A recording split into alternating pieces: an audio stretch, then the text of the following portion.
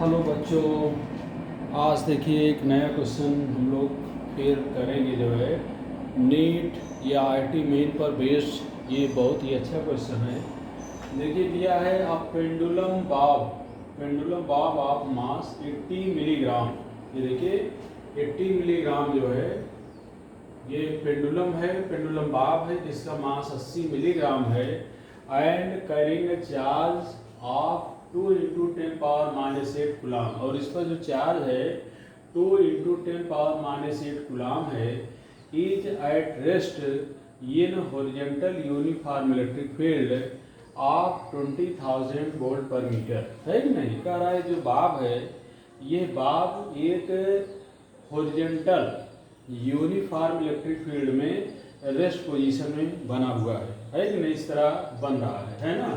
Find tension in the thread of the pendulum. कह रहा है जो पेंडुलम है उसकी जो डोरी है, थ्रेड है, उसमें टेंशन की वैल्यू क्या होगी।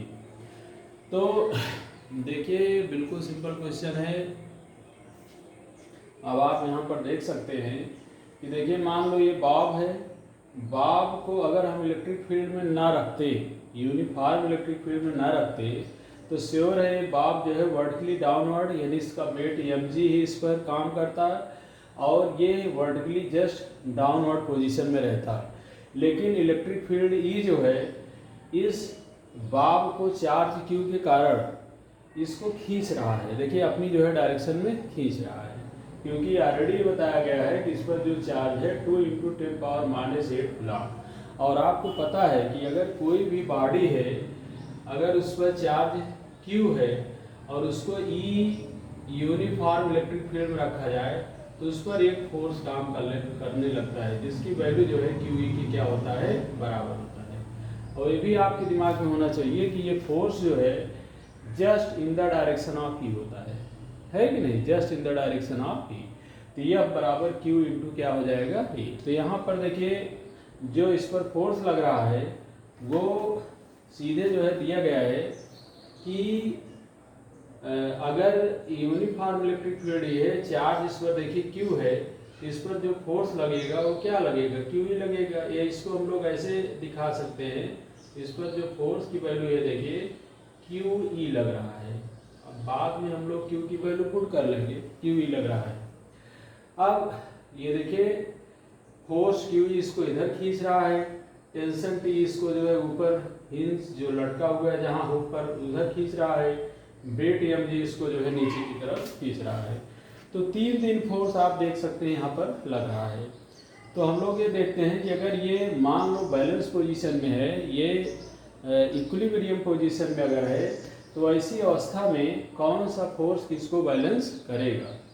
तो यहाँ पर देख सकते हैं कि अगर tension in the string T का अगर हम लोग कंपोनेंट लेते हैं तो कंपोनेंट इसका वर्टिकल कंपोनेंट कितना होगा, हॉरिजॉन्टल कितना होगा, ये आपको देखना है। अगर इस एंगल को हम थीटा लेते हैं तो ये एंगल हमारा क्या हो जाएगा भाई, 90 माइनस थीटा। कितना हो जाएगा, 90 माइनस थीटा। और ये 90 माइनस थीटा होगा तो इसका T का जो हॉरिजॉन्टल कंपोनेंट होगा T cos 90 माइनस थीटा, और T cos 90 माइनस थीटा का मतलब T sin theta.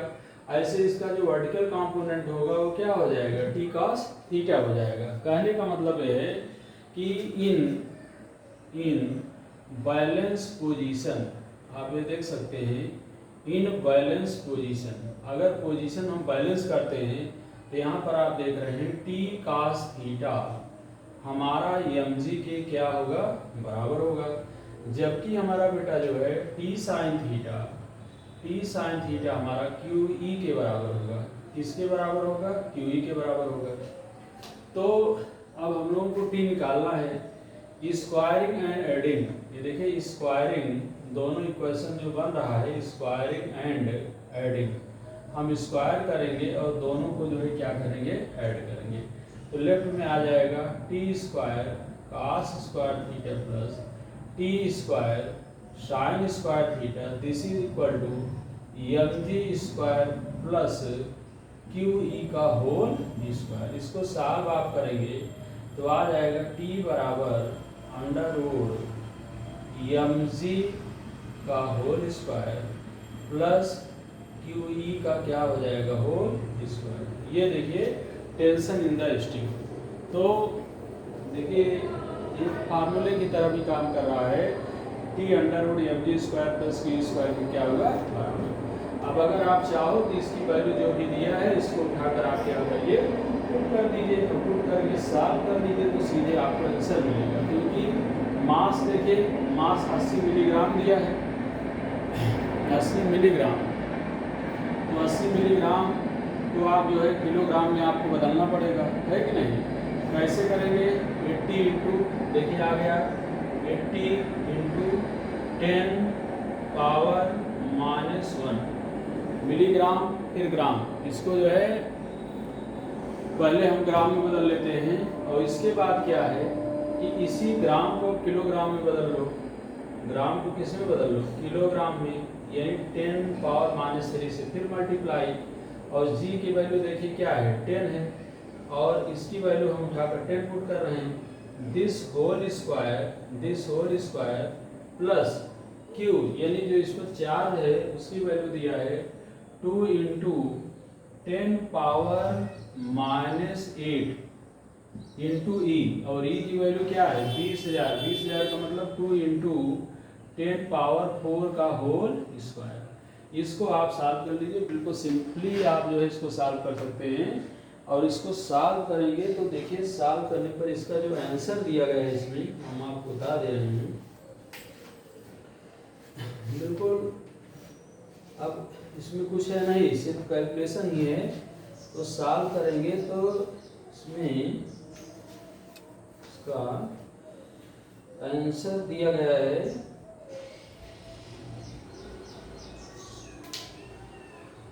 8.8 into 10 power -4 Newton.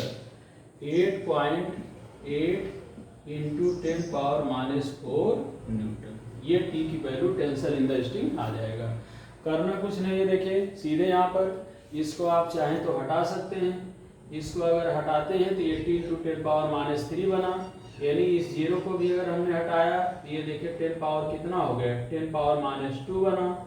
अब इसका स्क्वायर करोगे तो आ जाएगा √64 इंटू 10 पावर -4 प्लस यहाँ पर भी सिंप्लीफाई करिए, इसको इससे कट करोगे तो 10 पावर माइनस क्या बना 4 बना, यहाँ पर 10 पावर -4 बना। और ये देखिए 2 इंटू 2 4, 4 इंटू 10 पावर -4 का होल स्क्वायर। अब स्क्वायर कर लीजिए और देखिए जो कॉमन है 10 पावर -4 सीधे इसमें बेटा कॉमन भी आ रहा है, उस कॉमन वैल्यू को लेकर बाहर आप करेंगे सीधे सिंप्लीफाई होके आ जाएगा 8.8 इंटू 10 पावर -4। तो इलेक्ट्रिक फील्ड पर बेस्ड बहुत ही प्यारा क्वेश्चन, बहुत ही अच्छा क्वेश्चन। इसको आप इस तरह के जो भी क्वेश्चन हैं उनको आप प्रैक्टिस करिए। 1-2 क्वेश्चन हम इस पर और अगले टर्म पर करेंगे।